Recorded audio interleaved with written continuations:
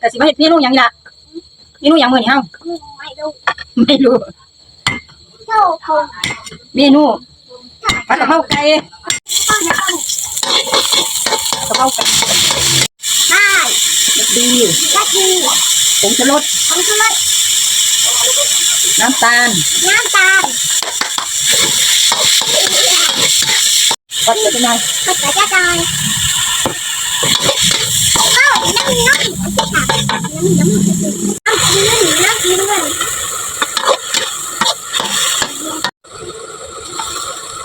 ะเพราอย่างเดียวนะคะหอมหัวใหญ่ก็ไม่มี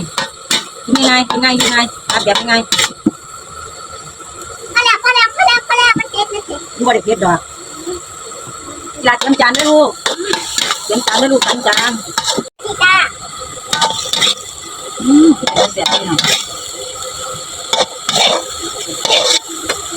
นั่นผัดกะเพราง่ายๆกินได้ทั้งตาทั้งยายทั้งหลานตา